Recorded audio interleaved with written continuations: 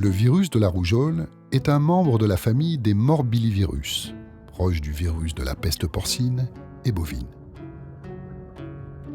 Mais contrairement à de nombreux virus du même type, celui de la rougeole ne mute pas. Il a gardé la même structure depuis des décennies.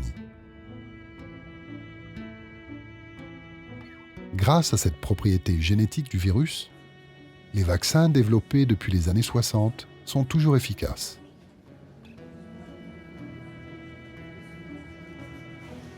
La maladie se transmet par la toux, la salive ou encore les sécrétions nasales. Le virus libéré à l'air libre reste dangereux 2 heures environ.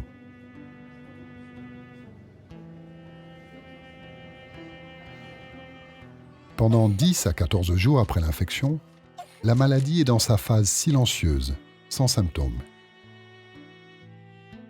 Suivant un plan d'attaque redoutable, le virus se loge d'abord dans les voies respiratoires, se réplique, puis passe par le sang pour atteindre des organes plus éloignés, comme la rate, le tissu lymphatique, les poumons, le foie.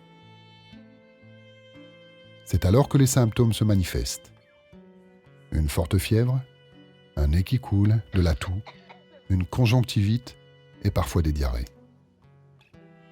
C'est à ce moment qu'un enfant infecté est le plus contagieux. Il présente aussi un signe bien distinctif, appelé signe de Koplik, de petites taches à l'intérieur de la bouche. Vient alors l'éruption.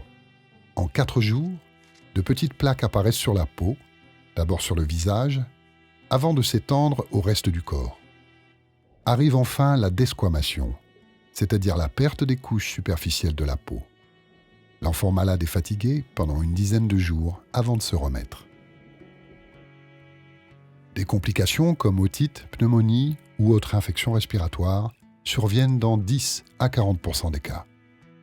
Les enfants de moins de 5 ans qui vivent dans des conditions de promiscuité, mais aussi les enfants malnutris ou séropositifs, risquent de contracter une rougeole sévère, voire mortelle.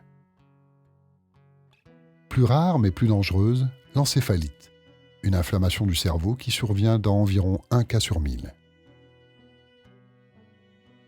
Ce sont les complications qui provoquent les décès, surtout chez l'enfant de moins de 5 ans et l'adulte de plus de 20 ans.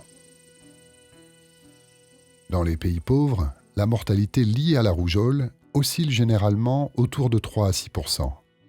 Mais ce taux peut monter à 30% dans les camps de réfugiés ou dans les communautés isolées.